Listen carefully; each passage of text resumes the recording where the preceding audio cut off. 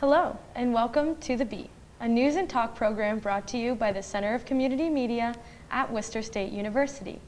I'm your host, Holly Van Wee, and today we will be interviewing Stacie Hargis, Professor of Entrepreneurship. How are you today, Stacie? Hello, thank you for having me. Yeah, I'm so happy to have you on. So I have some questions here. I'm excited. All about entrepreneurship. So first off, how would you define entrepreneurship? Well, I think most people's go-to for how you would say, oh, entrepreneurship, being an entrepreneur, I think most people think it's starting a business, right? And certainly in the economy we live in, we have to have businesses. They do so much for us. They help provide jobs, they bring income for people, but they also do other things. They help solve problems. And that's what I like to think of entrepreneurship as.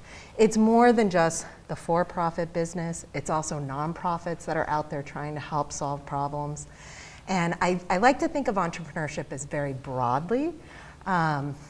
Even the word itself, entrepreneur, comes from French, which actually, the meaning behind it really refers to someone acting, someone doing something. And so I really love that broad approach to entrepreneurship, where entrepreneurs are people that like to do something. They see something that they want to change or solve or make better. And so that's why they play such a role in our economy, in business, in trying to make the world better. And so entrepreneurs, in this broad sense, are really people that are trying to bring value to something. And so that value typically can be businesses, but it can also be value that's, we're going to solve this problem of climate change, right? Hopefully, we need to. And so, you know, entrepreneurs are those people that are out there. How do I actively try to solve a problem? How do I come up with creative solutions? And what can I do to help solve this major problem? Climate change, obviously, is one of those really big, wicked problems that's not going to be easy to solve. It's also one of the kinds of problems that has many different moving pieces to it. And so when you think about that through an entrepreneur lens, you're thinking about how entrepreneurs are going, okay, maybe I can take one piece of it and try to solve it. And so I love how over the last 20, maybe 30 years, we've seen more people, more entrepreneurs that are interested in starting businesses, but that are also interested in trying to help solve bigger problems. And so for example to this is we have seen a lot of clothing businesses come start that are saying, you know, we want to make clothes for people. People need clothes. That's the problem we want to solve. But we also want to be making sure that we're making clothes for the planet, right? Thinking about sustainable fabrics. And so we're starting to see entrepreneurs think more broadly. It's not just about profit. It's also what else can we be doing to help the world in some way or help the people we love and care about? How do we make it all better? And so when you ask me, what do I think of entrepreneurship and what it means, it has such a broad meaning, and I think there's just so much possibility. And so for me, as an academic trying to teach entrepreneurship, it's really important that students and everyone understand that it's more about the process of that thinking, that what you're doing, how do you get to adding value in any way, and really kind of dissecting, well, how do we share that? How do we learn that? Because I would ask you, do you think entrepreneurs are just born the way they are, or do you think that they can actually learn how to be even better and more important entrepreneurs? Definitely a learning process. Yeah. Every step of the way. When you get a problem, you have to identify, is it a problem? And then go on from there, you know? And there's all these steps to it. And I'm glad you have a great definition there. It is very broad, and luckily we've seen entrepreneurs today focusing more on challenges that are the bigger picture of the bigger societal issues and or greater world issues. Absolutely. So they play such an important role, and I agree. It's just great that we're starting to see more people sort of trying to make change happen. And thank God for the entrepreneur. I know. So can you tell us a brief history of how you discovered your passion for entrepreneurship and how you explored your interest in it? Sure. So it's a funny little story because I graduated with an undergrad from a state school in Florida in fine arts. And I came out thinking, I'm going to be this great artist.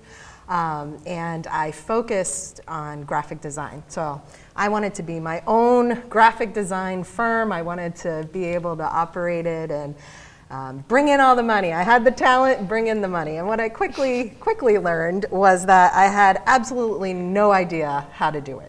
Absolutely none. And so I was a business without even realizing I was a business. So here I thought, oh, I'm going to take these graphic design skills, I'm going to be able to make a living for myself. And what I missed is there was a lot of small business management that I probably needed to learn about, that when I was struggling trying to do it, I just didn't know those foundational things.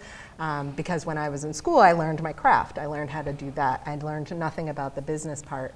And so I kind of went about trying to do that for a while, really struggling. And then I ended up being hired by a small design firm.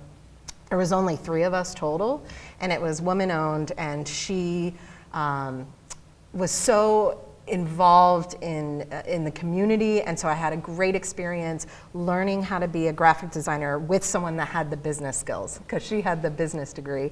And so together, the 3 of us, we really built this company out. So I had a lot of experience from that. And then later on, as I got older and my passions really kind of leaned more towards, I wanted to be more active in making change in the world. And so I was very interested in politics and very active in political parties in Florida.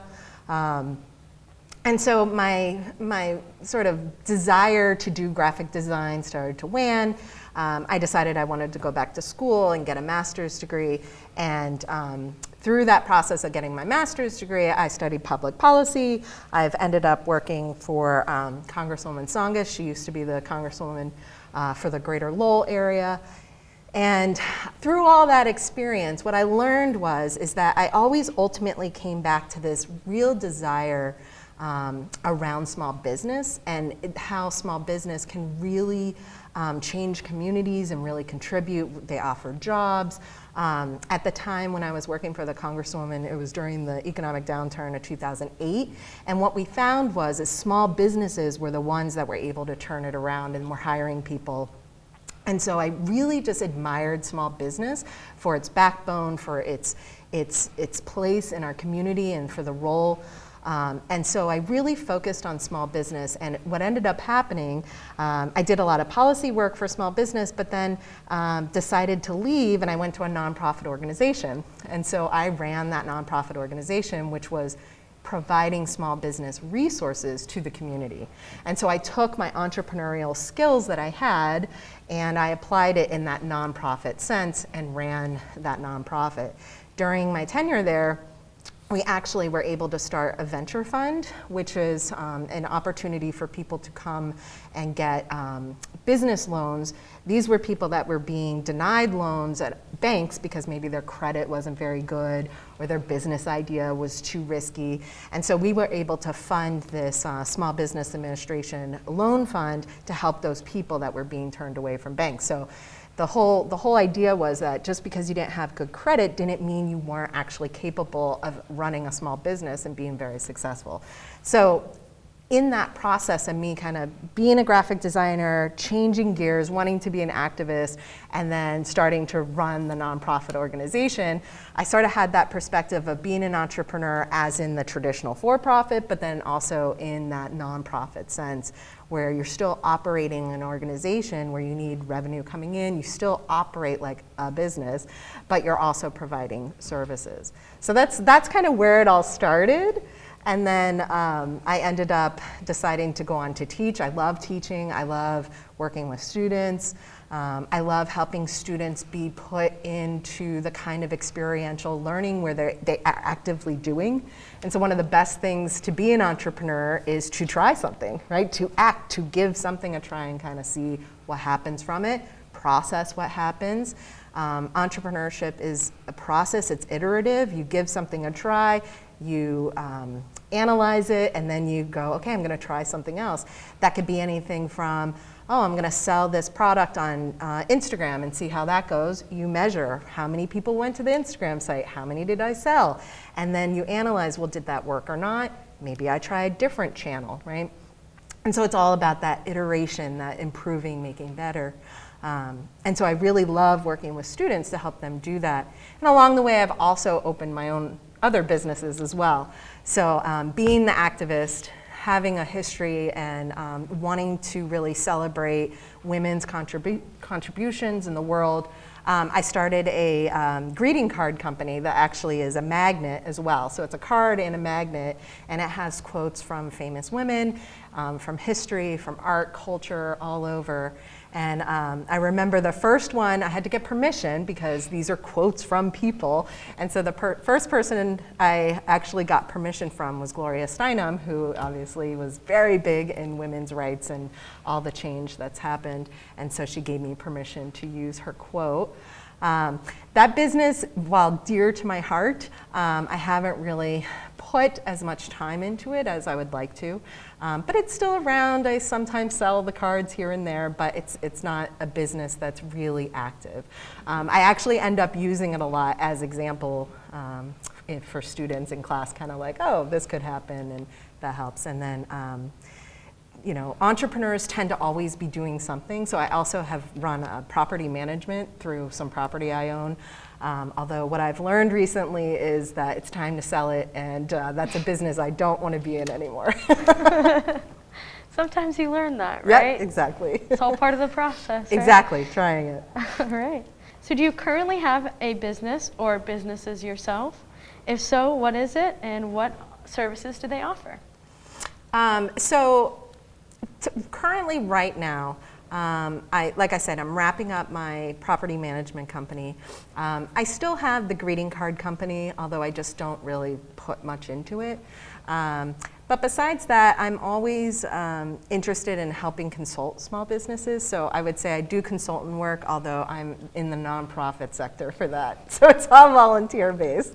So currently, not really actively doing a for-profit business. But here's again that other perspective of entrepreneurship. I'm very intrapreneurial, meaning very entrepreneurial inside organizations. And so at Middlesex Community College, where I'm a tenured professor in the business department, I have used my entrepreneurial skills there to bring a venture fund to that college as well. And so through the program we have there called Launch Your Business Now, it is a certificate program that students get academic credit to start businesses. And what we do is give them a really good foundation to confirm that there's product market fit, which means are you offering what the market or your customer actually wants? And so that's such a key principle to really have a good understanding of as a business owner, because if you're not offering something customers want, you're not going to make sales, right? It's common sense. But you'd be surprised because almost half of all businesses fail because they don't do that work in the beginning. And so we give them a really good foundation for that. We help them understand all the different kinds of promotional and marketing that they should be doing. We give them a really good understanding of how do you strategically go from I want this business to I've been operating for a year or more. And so we do a lot of planning out strategically with them, like how do you get to that place? We also have them write a business plan. Business plans are really only for if you need funding, but we also find that it's helpful for people to put these ideas down so that we know they processed it and we know that they're kind of covering all the bases. And so at the end of that program, students get to ask for seed money. So what we find is that most businesses to start up, you really can't go to a business, or I'm sorry, a bank or a credit union and just be like, here's my idea, fund me. It's a more difficult process than that.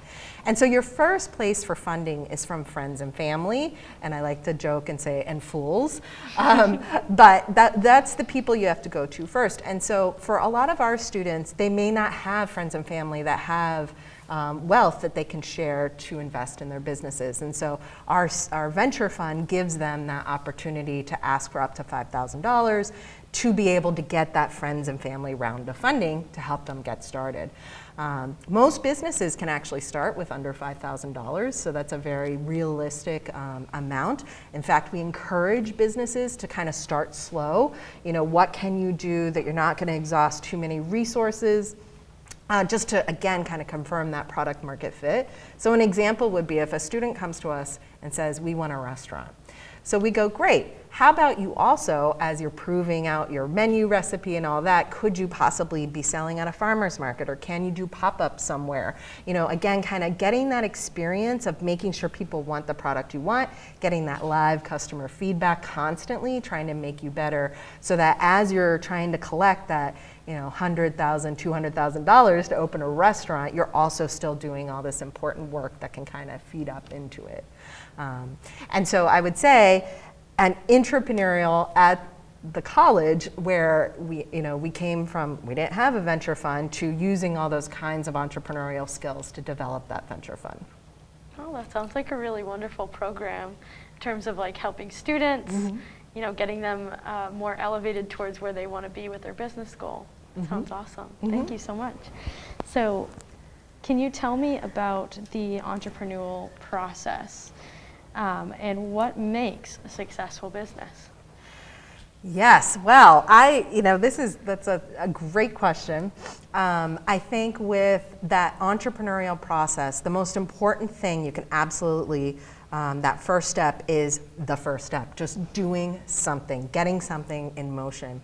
One of my favorite quotes is from Goethe.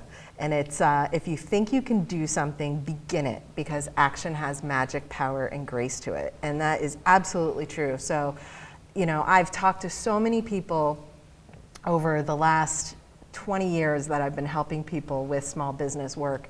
And, you know, it's always, well, what do I do first? You just start somewhere, right? You have to just get that motivation, get out in front of people, even just talking to customers at first, right? So that entrepreneurial process, a lot of people would say that you start with planning and research.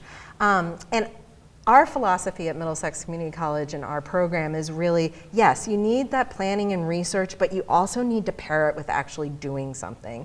And so that's getting out and talking to customers. We would call that customer discovery, doing interviews with them, really understanding what their needs are, where their problems or pains are, really understanding, you know, what it is they're looking for. And in many ways, it's almost as though you want to start with, well, who do you want to help and what do you want to help them with, before you start with, oh, I want to open a business that does this, right? Instead of having the solution first, what you really want to do is understand who is it you want to help and what's their problem, then come up with the solution. So that's some of that entrepreneurial process, that thinking strategy. Many people that are in STEM fields understand this very well because they're taught design thinking, which is essentially understand the problem first. And so they do a lot of trial and error. You know, how do you come up with the best solution? And so in that entrepreneurial process, the more you try to understand the problem first, the more success you're going to have as you start moving forward and iterating on it. Again, it's always about what's the value you're bringing, right? Because as soon as you have something that people want and you sell it, great, you're a business. That's the easy part, but it's getting there, you know. And then after you've confirmed all that in that entrepreneurial process, you've done all the research, you've done the planning, you know, you have to get to that point where, as you're operating, if it's a for-profit, nonprofit, if we're talking about businesses or nonprofits specifically, the other sort of really important piece to that is, how do you keep learning? Because every single business owner, you know, if a business started in 1980, it is a very different business world today.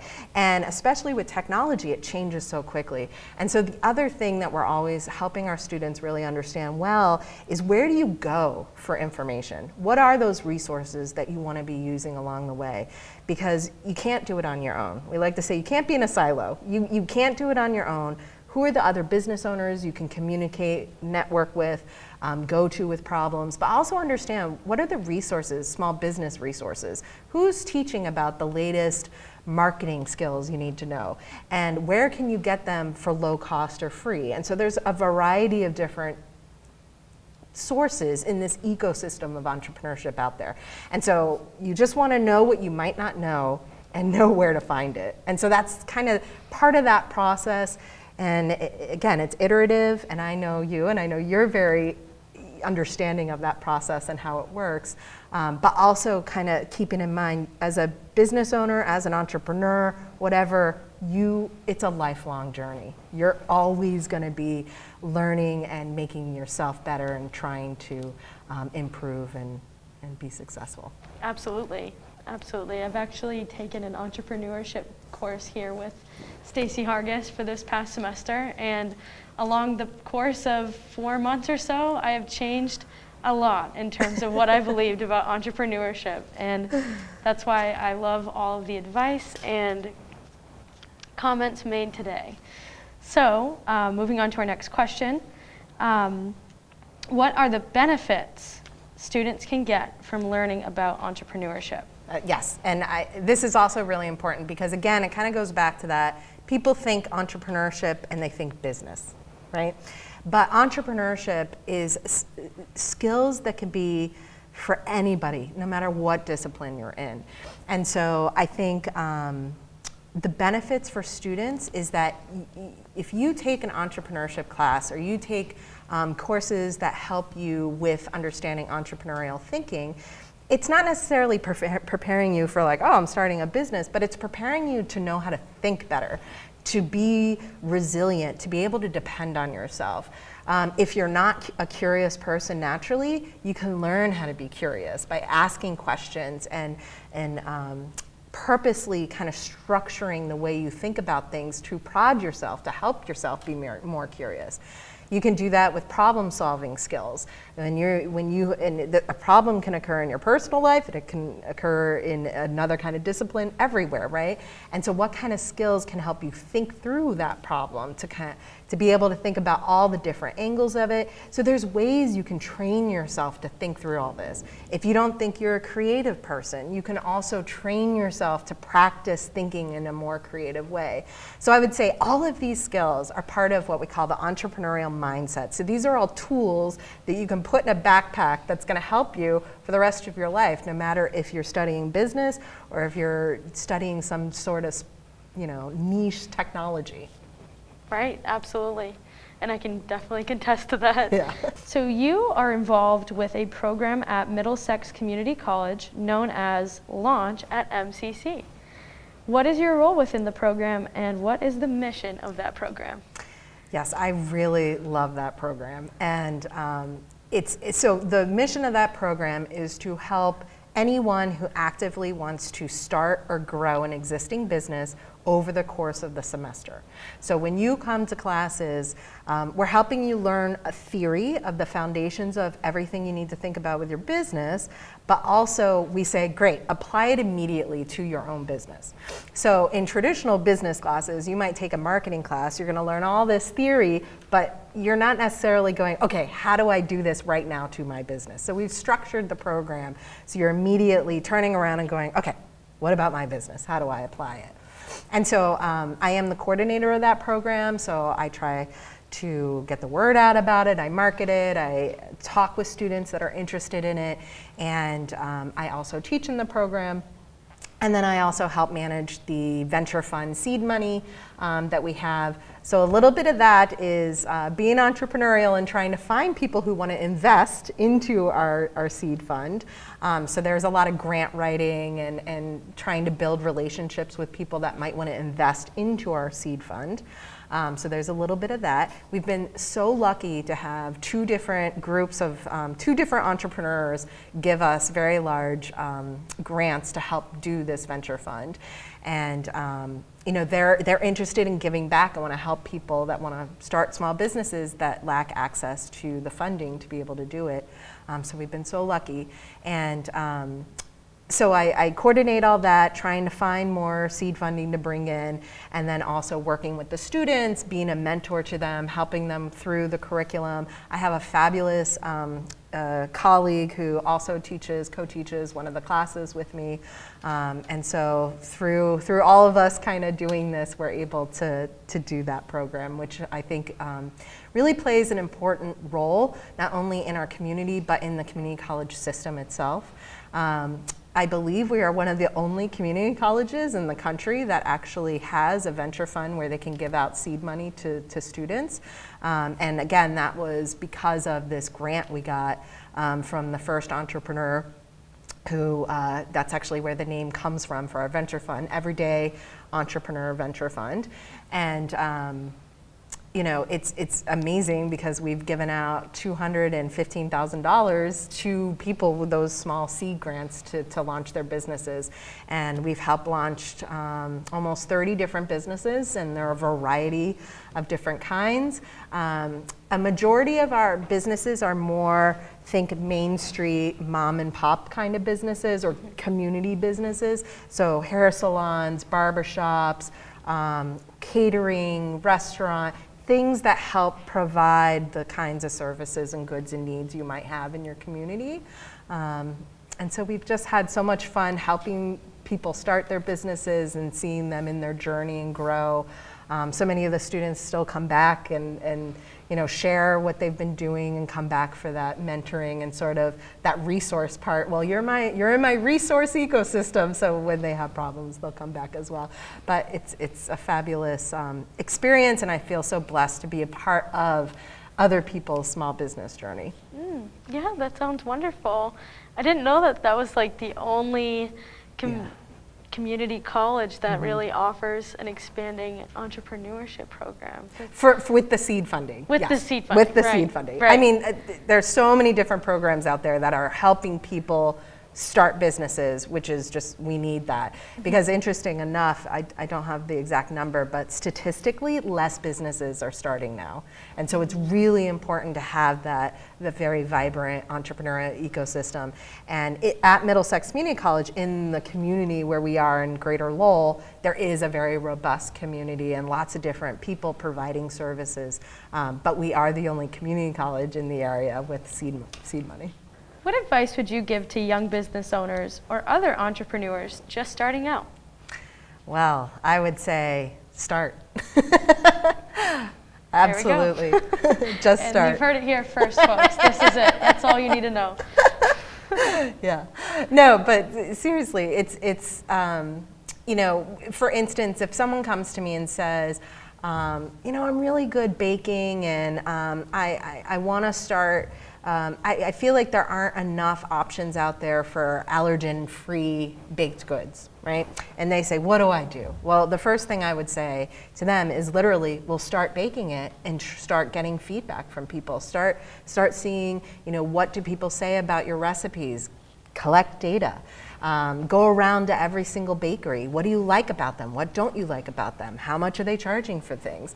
I would say find a farmer's market, set up shop, try to sell your baked goods, because what the most important validation you can get is that people want to buy from you, right, as a business owner. So great, go there, start selling it. Spend the $70 it might cost for a table. Even if you don't make money that day, at least know that you're there learning that process. Well, what does it take to get a table? What does it take to try to convince people to walk over to your table, right? So the more you can throw yourself into any part of the operation or any part of it just to get feedback and soak in, the better off you'll be. And so when, you know, it's easy to say, well, just start, you know, but that really is it. Just try something.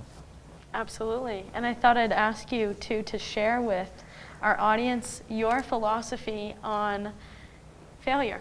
Oh yes, that's a big part of it that I didn't even mention. So thank you so much for bringing that up again.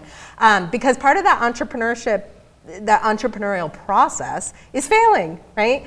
And I like to remind students that failure is actually your first attempt in learning. It's just your first opportunity to understand, oh, that didn't work. Why didn't it work? And so failure should be embraced. One of the biggest components of the entrepreneurial mindset, thinking entrepreneurially, is having a growth mindset. So understanding that the only way we learn, the only way we really absorb and understand and can do better and be successful is by embracing the things we do wrong, learning about it, understanding what didn't work, and then applying it in a bigger way the next time. Absolutely. I couldn't have said it any better. And very valid points there. Failure is not really a thing. It's just a concept, really. Absolutely. So embrace it. Embrace it. Well, thank you so much for all of your wonderful insight on entrepreneurship today, as well as all of the advice that you're giving to our young, new business owners or people who are interested in starting their own business, which I'm sure there is a large community of students or in the Worcester community in general who are very interested in that. For Worcester State students, I also recommend you checking out the Entrepreneurship Center here at Worcester State, and you can find that information on our website. Thank you for watching this segment of The Beat. Please remember to like us on Facebook and follow us on Twitter and Instagram. We will see you next time.